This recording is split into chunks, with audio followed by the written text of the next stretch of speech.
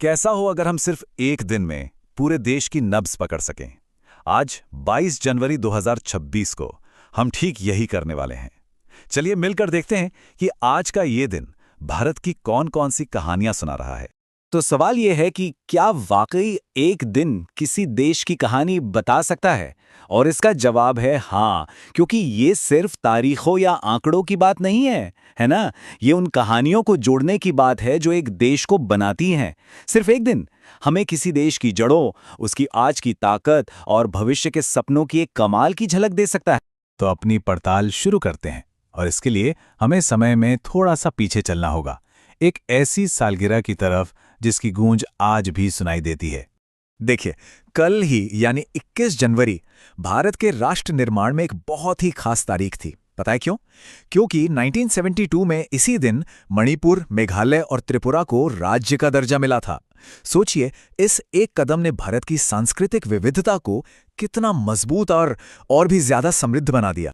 तो चलिए, इतिहास की इन मजबूत नींवों से अब हम सीधे आज में आते हैं।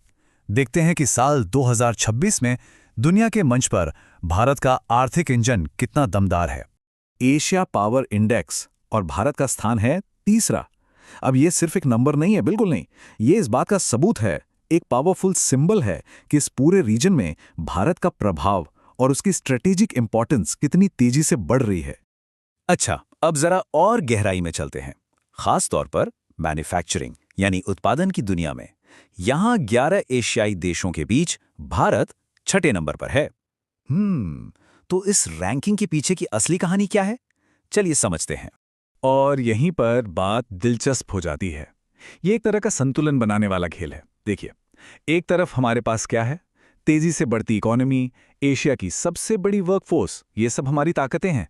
लेकिन सिक्के का दूसरा पहलू भी है, जैसे हाई टैक्स पॉलिसीज और लॉजिस्टिक्स की चुनौतियां। तो ये एक लगातार चलने वाला बैलेंसिंग एक्ट है भारत के मैन्युफैक्चरिंग सेक्टर के लिए। और हाँ, इस पूरी कहानी में हम मेक इन इंडिया पहल को कैसे भूल सकते हैं? बिल्कुल नहीं।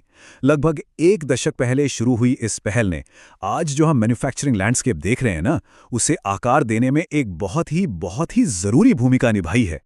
लेकिन देखिए, किसी भी देश की असली ताकत सिर्फ उसकी इकोनॉमी से नहीं आती है ना, वो आती है उसके लोगों के जज्बे से, उनकी कामयाबियों से।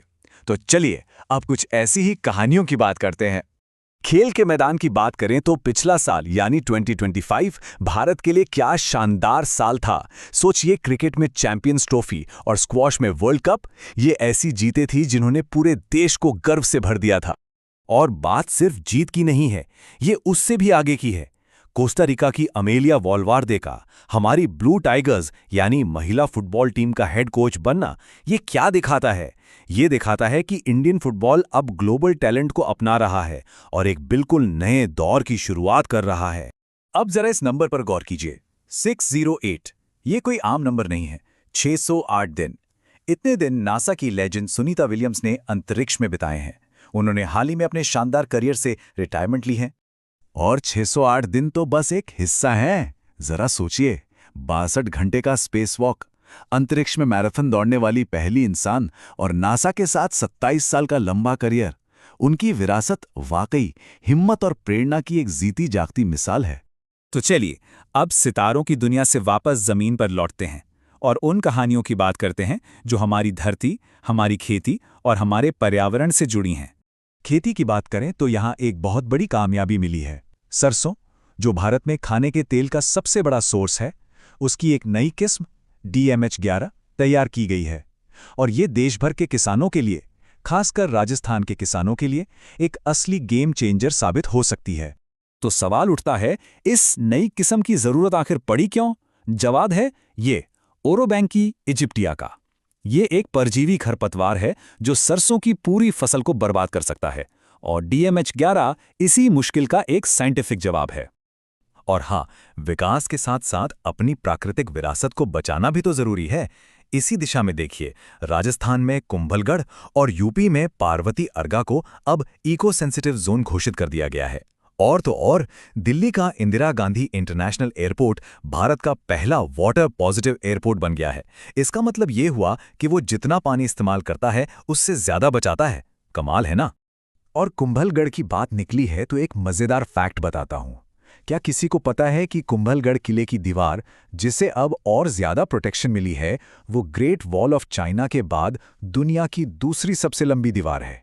सच में ये हमारी एक अनमोल राष्ट्रीय धरोहर है। और देखिए, संरक्षण के ये काम सिर्फ विशाल किलों तक ही सीमित नहीं है। ये छोटे छोटे खूबसूरत जीवों तक भी पहुंच रहे हैं। चंडीगढ़ में भारत की पहली टाइगर बटरफ्लाई को एक खास दर्जा दिया गया है। ये लोकल लेवल पर बायोडाइवर्सिटी को बचाने का एक कितना प्यारा उदाहरण है। तो आज के स्नैपशॉट से हमने काफी कुछ देखा। अब चलिए एक नजर आगे डालते हैं। देखते हैं कि आने वाले दिनों में क्या होने वाला है और दुनिया में भारत की आवाज कैसे गूंजने वाली है।